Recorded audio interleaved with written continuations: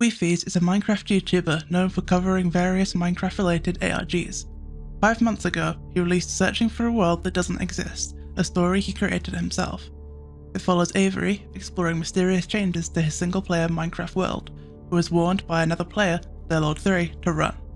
This video was incredibly well received, and recently, Weefies released the second part and presumably the conclusion, Destroying a World That Doesn't Exist. Today, I'll be looking into all of the references I could find in these videos, both to the original inspirations of the story, its scenery, to other series and creators, and anything else I could find within the videos. We'll also look at a couple bonus things in the videos that aren't mentioned directly by Weefies in the main edit. For simplicity, I'll be referring to the ARG as a whole as a world that doesn't exist. Also, if we're being technical, it's not actually an ARG, it's a narrative framed as one for an unfiction story, but that's what people tend to refer to it as. And finally, from this point on, I will be freely spoiling the videos, so if you haven't watched them yet, please do so first. However, I will attempt to avoid overtly spoiling any other media we discuss here. I also won't be going too into anything in the map download. Go support the team and get it yourself. There are two brief, simple and direct references to other Minecraft YouTubers, specifically in Avery's in-game dialogue implying he might be an MCYT fan. The first is to Grian, referenced here as he's flying around through the world. Grian is a Minecraft creator known for being in Hermitcraft, one of the biggest and longest running Minecraft SMPs, aka survival multiplayer servers. His main thing is being pretty good at building in the game, so it's no surprise he's referenced in regards to a build. The second is the Canadian, who is primarily known for doing Minecraft prison escape videos. He's invoked during the red area puzzle that Avery struggles to solve, so likely in reference to that.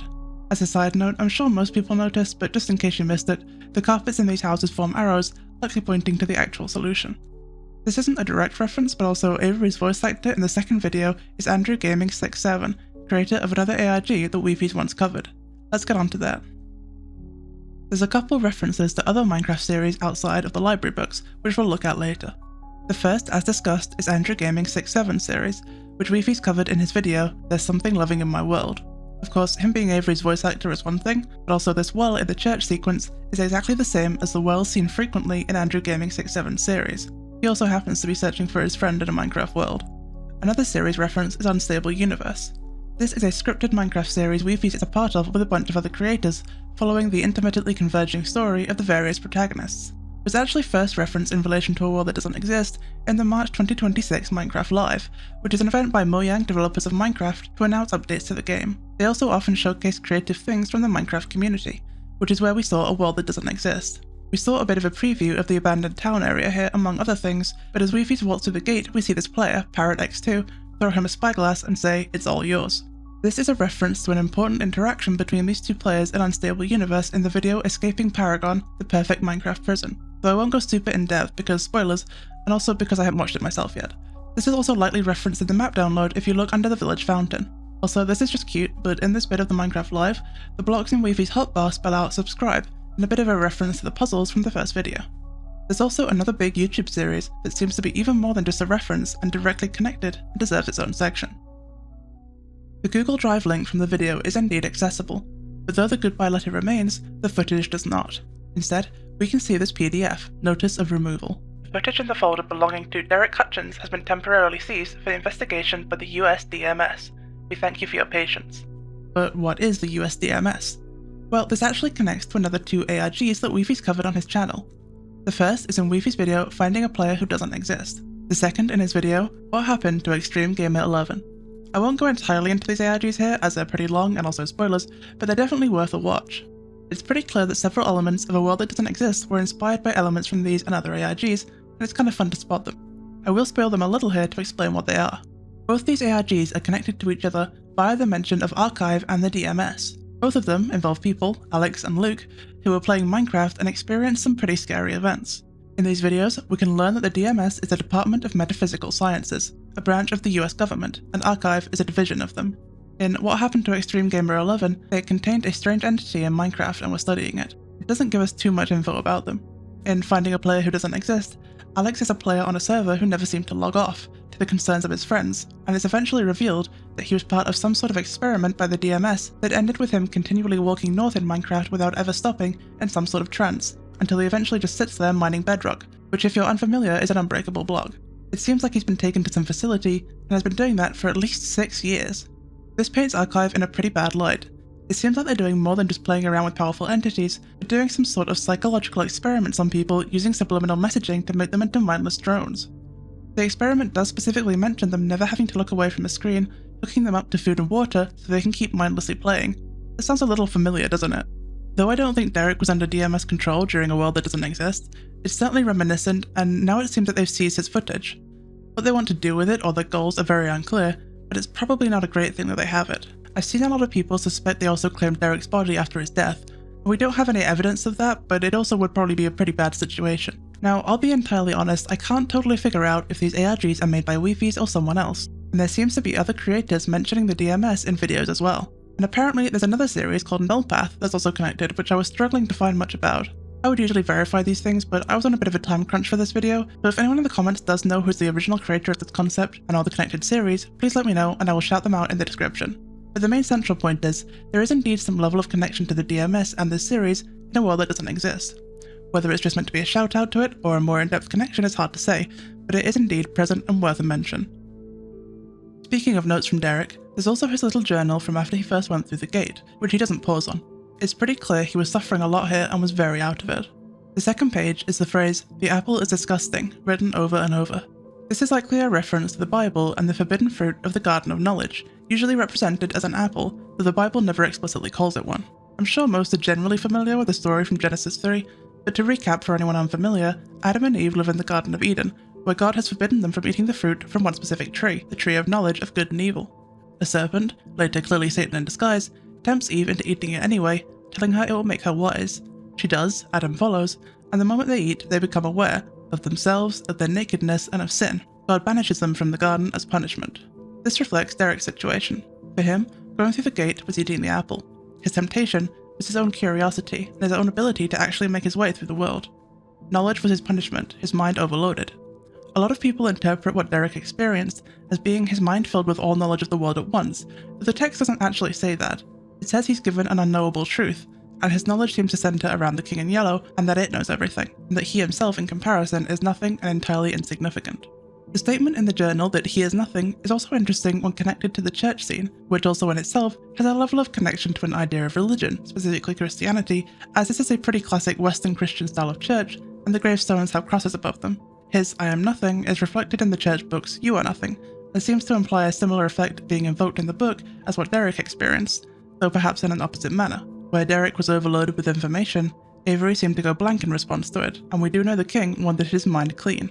It's hard to tell with a sense as what exactly went on there, but there's some sort of connection there, especially considering Derek's reaction of calling it gross, alongside the description of the apple, or rather of his knowledge, as disgusting.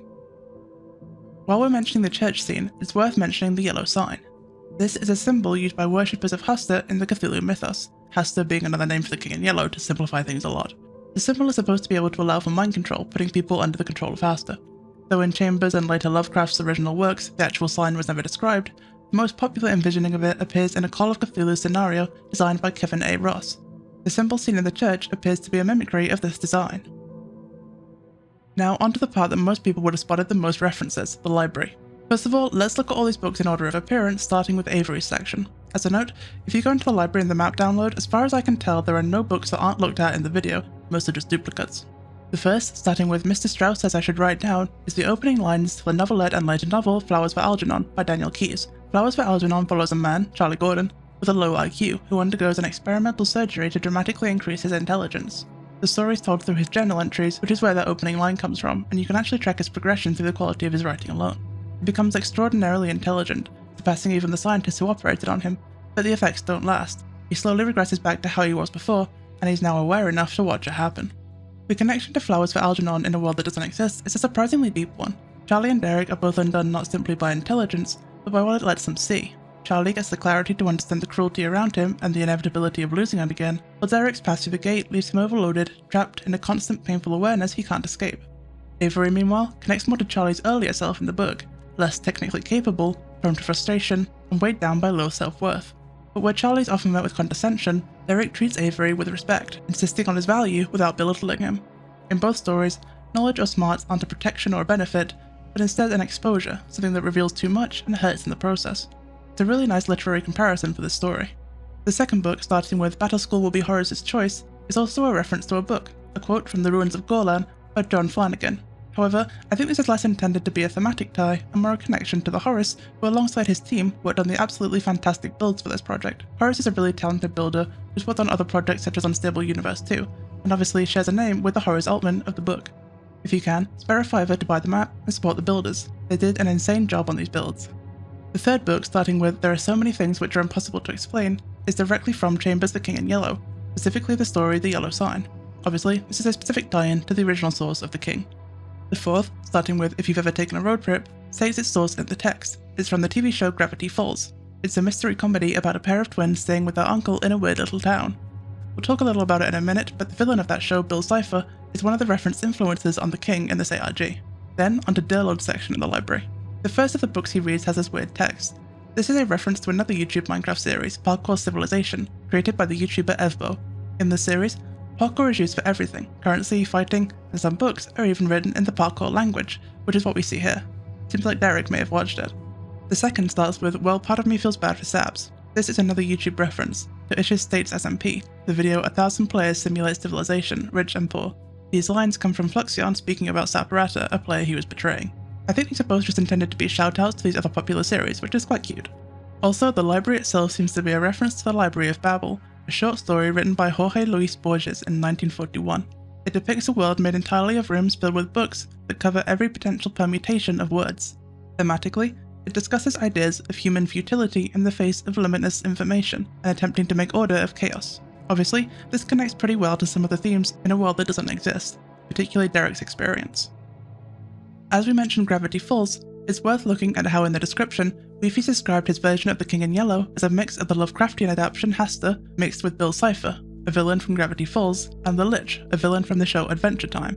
In fact, some of the King's dialogue in a world that doesn't exist is directly from these sources. I will admit to I'm sure the chagrin of many out there that I've never watched either of these shows, and so I don't feel qualified to discuss many thematic connections these characters have beyond Bill also being yellow with an eye. They appear to have significantly influenced Weefy's presentation of the King though. If you're familiar with the series, are there any deeper thematic connections you know about? Let me know in the comments, I promise I'll watch them someday. This is a small one, but I think the scene after Avery blocks out in the library with the two pinpoint eyes visible may be a reference to the short film Portrait of God by Dylan Clark, in which a religious girl sees these two pinpoint eyes in what is supposed to be a portrait of God. It's really good, I recommend watching it. And the visual used in a world that doesn't exist is very similar and thematically consistent, so I wouldn't be surprised if it was a deliberate visual reference. As a side note, if you brighten up the screen at this moment, you can see this. Lovely. For the moment, I don't think there's too much to analyse from the actual video considering the narrative is completed and most things explained, but here's a few things I did notice in the videos that are worth a mention. The text on this obelisk was never translated in the video. It's a little tricky. It does in fact appear to be speaking enchanting table, and that it looks like Stanzik Galactic, the cipher used in the text of the enchanting table, but appears to be upside down. I think it's meant to say below, but the E is missing its dot and the O looks very weird. I can't think what else it could say though. Maybe there's something beneath it? Either way, we never find out. Durlord never went through this red area, so he was not the one placing the crafting tables here. This is fairly obvious, but I thought it worth mentioning since I did see some comments confused on how Durlord guided him there. This was probably the king attempting to lead Avery to the church area to keep him occupied and empty his mind. In fact, I'd wager that the entire sequence of roles was designed for this purpose, to keep Avery occupied while the king prepared to occupy him. This isn't really a direct reference, but more something that stood out to me. The format of the videos is incredibly reminiscent of the game Myst, a very well-known puzzle game from the 90s. It also involves travelling through beautiful disjointed landscapes and solving obscure puzzles, some that are near impossible to crack without outside information. Even this section with the pillars is very reminiscent of a particular visual in the hub of the game. I'm not sure if it's intentional, but it's really fun if so. Weefy's use of references in a world that doesn't exist is really effective in my opinion. There's a good mix of shoutouts to his fellow creatives in similar projects, and have thematically strong supporting sources that the series is in conversation with. It seems like Weefy's put some real thought into this element, which is always so nice to see. There's still some open threads through them that I'd be interested to see if they come back up in other projects, and suggest that this story may not even be entirely over, though I do think this particular narrative is wrapped up. A world that doesn't exist built around the shape of other worlds that do. I think that's a pretty lovely way to make something actually, especially as a creative branching out into his own content from having worked off of others. I'm excited to see what story gets told next. Thanks for watching today's Panopticon Theatre performance. What do you think? Did I miss anything? What do you want me to talk about next? Make sure to sub and join the audience if you want to see more.